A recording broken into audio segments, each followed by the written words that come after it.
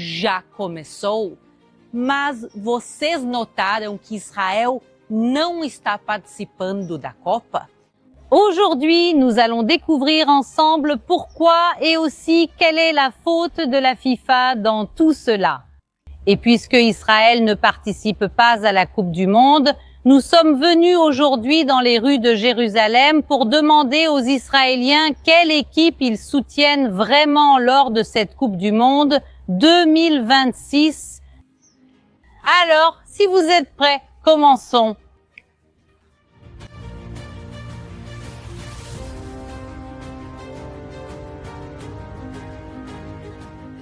Pour comprendre pourquoi Israël n'est pas à la Coupe du Monde, nous devons d'abord regarder la carte du monde. Voyez qu'Israël se trouve en Asie, mais entouré d'autres voisins qui ne nous sont pas très amicaux, comme l'Afghanistan, le Pakistan, la Syrie, l'Iran et bien d'autres. Et bien sûr, comme Israël se trouve en Asie, Israël évoluait donc au sein de l'Association asiatique de football. Et Israël ne faisait pas que participer, Israël avait de bons résultats. D'ailleurs, Israël a remporté la Coupe d'Asie en 1964. Et ce n'est pas tout. Lors des coupes précédentes, en 1956 et en 1960, Israël a été vice-champion. Et l'année suivante, en 1968, Israël a obtenu la 3e place. En 1970, Israël a accompli un exploit gigantesque pour une nation aussi petite. En 1970, Israël s'est qualifié pour la Coupe du Monde, mais tout ce succès du football israélien a commencé à déranger les pays qui n'acceptent pas l'existence d'Israël. Ces pays, principalement d'Asie, qui luttent pour la destruction d'Israël, certains d'entre eux encore aujourd'hui. Et c'est pourquoi, lors de la Coupe d'Asie suivante, en 1972, l'équipe d'Israël a été menacée et a été obligée d'abandonner la coupe. Imaginez cela, en 1972, la coupe a commencé et Israël était là avec tous ses joueurs. Mais l'équipe a dû quitter le pays hôte, elle a dû partir et retourner en Israël. Cela aussi à cause de la pression, mais aussi à cause de menaces physiques envers l'équipe. Et après cela, la situation n'a fait qu'empirer. Israël, qui était alors un pays extrêmement récent, c'est-à-dire Israël avait perdu son indépendance, on parle d'il y a environ 2000 ans, et n'a réussi à retrouver son indépendance qu'en 1948. Israël, qui avait alors moins de 30 ans d'indépendance, obtenait des victoires et aussi des résultats négatifs dans le football. Et pour cette raison, le Koweït, qui est un petit pays arabe musulman d'Asie, monte un plan contre Israël. Et en 1974, ils organisent un vote pour expulser Israël de l'Association asiatique de football. Et alors, tous les pays se réunissent et quel a été le résultat?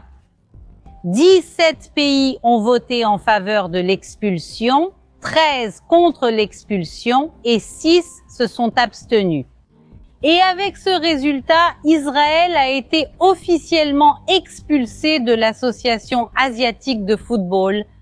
Regardez cette absurdité, je suis littéralement en train de marcher sur l'Asie. Israël n'a à aucun moment quitté le continent asiatique. Cependant, Israël, à partir de 1974, a été interdit de jouer au football en Asie et surtout de participer aux qualifications de la Coupe du Monde dans la zone Asie. Et la vraie question est, comment Israël peut-il participer à la Coupe du Monde si Israël ne peut pas participer aux qualifications? Et voilà exactement. À ce moment-là, déjà en 1974, c'est l'instance internationale du football qui aurait dû intervenir, celui qui organise et contrôle également la Coupe du Monde, c'est-à-dire la FIFA. Et qu'a fait la FIFA en voyant un vote politique interférer dans le football? Qu'ont-ils fait? Et la réponse, c'est absolument rien. La FIFA a simplement vu la politique interférer et ils se sont lavé les mains sans intervenir. Alors, qu'est-il arrivé à l'équipe nationale d'Israël? Israël a donc commencé à jouer pour l'Océanie, puis Israël est passé à la Ligue européenne et a même joué quelques matchs pour la CONMEBOL, la Ligue d'Amérique du Sud. Et enfin, en 1994, Israël, 20 ans après son expulsion, a finalement été accepté comme membre de l'UEFA, l'Union des associations européennes de football. Et cela a eu des conséquences positives et négatives. Le côté positif, c'est qu'Israël a commencé à jouer au football aux côtés de certaines des meilleures équipes du monde, aussi bien des clubs que des équipes nationales, et Israël fait désormais partie des ligues européennes. Et cela a aidé le niveau de tout le football israélien à s'élever et à s'améliorer. Mais le côté négatif, c'est que cela a rendu la qualification d'Israël pour la Coupe du Monde presque impossible. Au lieu de jouer aux côtés de pays comme l'Afghanistan, l'Iran et d'autres équipes qui ne sont pas aussi fortes que le Brésil ou l'Europe, maintenant Israël doit rivaliser avec la Belgique, l'Allemagne, la France, certains des meilleures équipes du monde. Et c'est pour cela que, depuis ce passage de la Ligue asiatique à la Ligue européenne, Israël n'a plus jamais réussi à se qualifier pour la Coupe du Monde. Précisément parce que la FIFA permet à la politique d'interférer dans le football international. Et justement, le football est une arme si puissante pour rapprocher les peuples, pour unir les nations, pour vraiment promouvoir la paix. Et on voit que parfois le football est utilisé justement pour le contraire. Et je pense que le meilleur exemple du potentiel que le football a, c'est de regarder l'équipe nationale d'Israël. Et nous n'avons pas besoin de chercher très loin. Regardons l'équipe qui a participé aux éliminatoires, les éliminatoires de la Coupe du Monde, maintenant qu'Israël n'a finalement pas réussi à se qualifier pour la Coupe du Monde de 2026. Dans cette équipe, nous avons côte à côte des Arabes, des musulmans, des Juifs.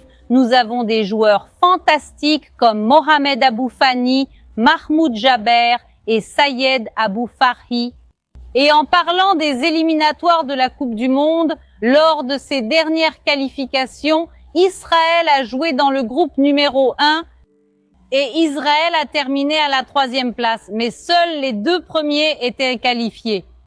La Norvège a terminé première, l'Italie 2e et Israël a été éliminé, tout comme les autres équipes classées en dessous. Mais nous voyons que c'est un résultat raisonnable pour un pays aussi petit qu'Israël. Mais même si Israël ne participe pas à cette Coupe du Monde, chaque année, des milliers, parfois des dizaines de milliers d'Israéliens voyagent dans différents endroits du monde pour suivre la Coupe. Et cette année ne fait pas exception. Alors, même si Israël ne joue pas, soyez sûrs que les télés en Israël restent branchées sur les matchs. Et la question à laquelle il nous reste à répondre aujourd'hui est, si les Israéliens regardent la Coupe du Monde, qui soutiennent-ils? Et maintenant, nous allons nous promener dans le centre de Jérusalem et le découvrir auprès des habitants de la ville. Allons-y.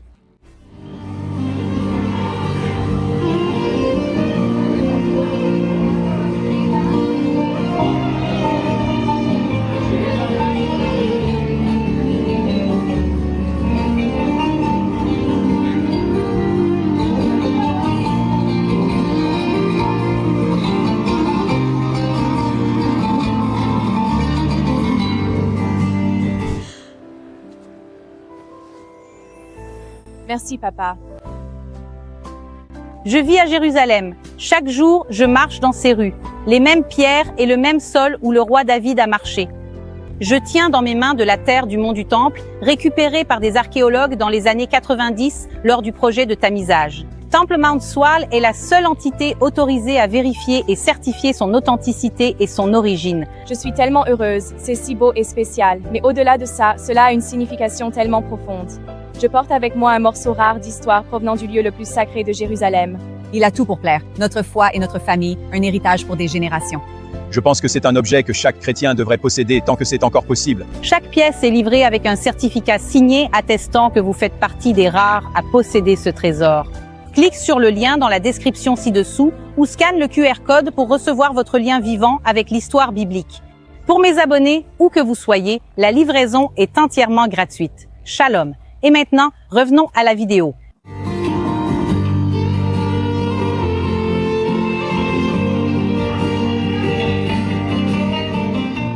Nous sommes arrivés au centre de Jérusalem, plus précisément dans un quartier très pittoresque appelé Nahalat Nahalativa. Et comme vous pouvez le voir, c'est très animé. Aujourd'hui, les gens font des courses, se promènent. Et maintenant, nous allons arrêter les habitants de Jérusalem pour voir ce qu'ils pensent vraiment de la Coupe du Monde. Bonjour. Bonjour, Comment tu vas, Gilly? Et tu veux regarder les matchs de la Coupe du Monde? j'en fais partie, oui. Quelle équipe tu soutiens pour la Coupe du Monde? J'y ai beaucoup réfléchi et il semble que ce soit pour la Corée. C'est bien, c'est bien. Quel message as-tu pour les Sud-Coréens qui nous regardent? Waouh, j'ai vu de nombreux Sud-Coréens venir en Israël et ils aiment vraiment ce pays. Sachez que nous vous aimons aussi. Venez chez nous avec plaisir, avec amour et cela vaut aussi pour le monde entier. N'écoutez pas ce qu'on dit aux informations, ce n'est pas vrai. On est cool, merci beaucoup. Merci beaucoup. Ce fut un plaisir, merci à tous. Bonjour. Comment vous appelez-vous? Marcella, Et vous voulez voir les matchs de la Coupe du Monde? surtout tous les matchs de l'Argentine, Alors, je ne sais pas si je vais vous voir à la Coupe du Monde. bien sûr.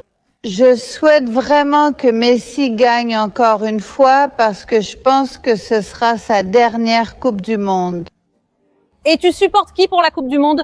Pour la France, pour la France. Et tu penses que la France a une chance de gagner? Fais attention.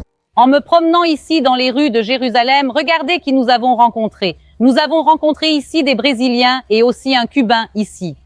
Je voulais savoir si vous vivez ici ou si vous êtes en visite. Oui, nous sommes ici en visite. En visite, en visite. Et Nous habitons ici. Nous habitons ici. la question maintenant est, qui allez-vous soutenir pendant la Coupe du Monde? Le Brésil. Nous allons soutenir le Brésil. Nous devons aller chercher la 6e étoile, notre 6e titre. Et notre Cubain va aussi supporter. Oui, je vais soutenir le Brésil. Et il y a quelque chose que je dois vous dire, les amis. Nous avons ici un ancien joueur de football. Son fils joue aussi au football aujourd'hui au Brésil. Alors, raconte-nous un peu.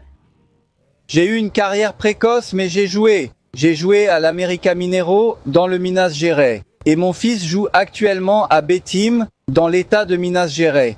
Dis-nous le nom de ton fils pour que tous puissent le suivre. C'est Victor Hugo, le gardien de but de Betim. Alors, Victor Hugo, une accolade pour toi. Et ici aussi, il y aura une équipe qui encouragera le Brésil directement depuis Jérusalem. Le Brésil pour le... Salut, salut. Comment vous appelez-vous? Je suis Bahar et voici Nissan. Et vous voulez regarder les matchs de la Coupe du Monde? Bien sûr, Qu'est-ce que c'est? Nuit, matin, soir, à chaque instant, la Coupe du Monde. on attend la Coupe du Monde tous les 4 ans. Et c'est très important, vous supportez qui? Qui voulez-vous voir gagner cette année? Alors moi, je suis pour l'Argentine jusqu'au bout. Je suis pour le Portugal, la dernière danse de Ronaldo, Avalis Colbator. Très bien. Et quel message avez-vous pour tous ceux qui regardent? Le grand football arrive. Exactement. Comment vous appelez-vous? Je suis Yves. Je suis. Et vous voulez voir la Coupe du Monde? Bien sûr, absolument. Absolument, bien sûr, absolument, bien sûr. C'est magnifique. Quel est ce kibbutz? Kibbutz Kaimichut. Pour qui voulez-vous voir gagner la Coupe du Monde? Brésil. Seulement le Brésil. Que veux-tu dire? Il n'y a pas d'autre kibbutz? Bien sûr, bien sûr. Nous vous aimons, vous avez tout notre soutien, et vous êtes un peuple joyeux comme nous. Avec l'aide de Dieu, nous irons aussi voir la Coupe du Monde en personne.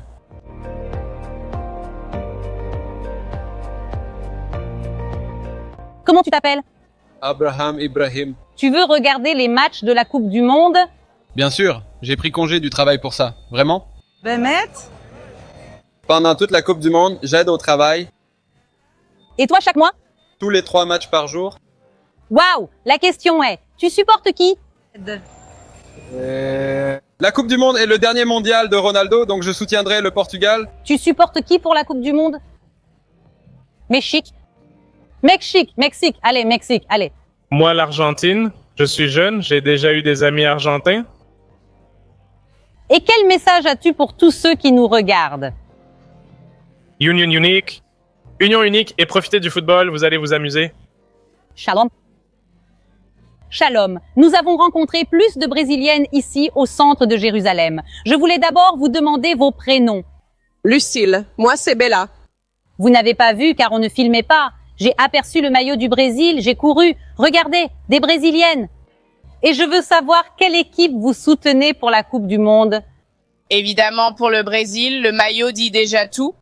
Non, vraiment pour le Brésil. Il n'y a pas d'autre équipe à soutenir. Je pense que la Coupe du Monde peut être un grand événement ici en Israël. Et vraiment, les gens ici soutiennent vraiment le Brésil. Oui, non, les gens sont très enthousiastes. Elles sont super enthousiastes. Ici, il y a une rivalité entre soutenir le Portugal et le Brésil. Alors, tu ne sais pas, il y a aussi l'Argentine, mais je pense que ça va marcher. Non, il y a aussi des amis du travail qui disent « Non, c'est sûr que le Brésil va gagner ». Alors ici, les amis, en direct de Jérusalem, vous voyez, il y a beaucoup de supporters du Brésil. Et vous avez un message pour tous les Brésiliens qui nous regardent? Oui, j'espère vraiment que le Brésil va gagner. Le Brésil va gagner et la 6e étoile arrive, les amis. C'est vrai, l'espoir fait vivre. Bonjour. Bonjour. Alors, comment vous appelez-vous? Nous sommes la famille Bruckner, Aitan et moi, Tuvia. Et qui voulez-vous soutenir à la Coupe du Monde? Pour l'Argentine ou pour la Suisse? Suisse? Celle de la Suisse. Nous voulons que la Suisse gagne. Vous pouvez créer la surprise. Ça peut arriver. Je dirais que la Suisse et l'Argentine iraient en finale. Et que la Suisse va gagner. Mais moi, je suis pour l'Argentine. Qui veux-tu voir gagner? Rolando et... Je ne saurais pas dire. Pour le Minyamal, il le veut. Et merci beaucoup à vous. Et merci au Brésil qui aime Israël. Nous allons continuer ici avec nos interviews. Bonjour, comment vas-tu? Tout va bien? Et comment vous appelez-vous? Je suis israélien. Qui veux-tu voir gagner la Coupe du Monde? Qui veux-tu voir gagner? Je veux que le Brésil gagne. Oui, le Brésil? Oui. Un message pour les Brésiliens qui nous regardent? Venez en Israël, venez visiter, nous souhaitons votre venue. Juifs ou non juifs, cette terre accueille tous pour découvrir sa beauté. Merci beaucoup. Et vous voulez jouer une chanson pour nous? Vous voulez que je joue une chanson pour vous? Nous pouvons le faire?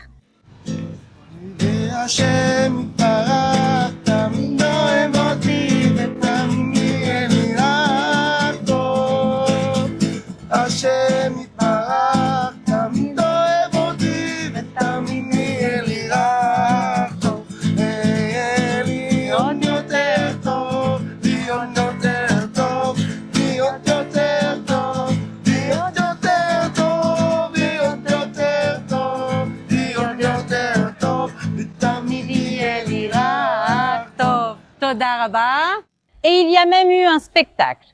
Et comme vous l'avez vu, Jérusalem est très animée pour la Coupe du Monde et il y a des supporters pour de nombreux pays différents.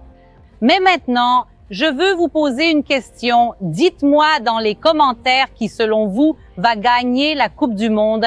Laissez donc ici votre avis et j'espère que vous avez aimé cette vidéo. Et soyez aussi différents que possible aujourd'hui. Et on se retrouve la semaine prochaine.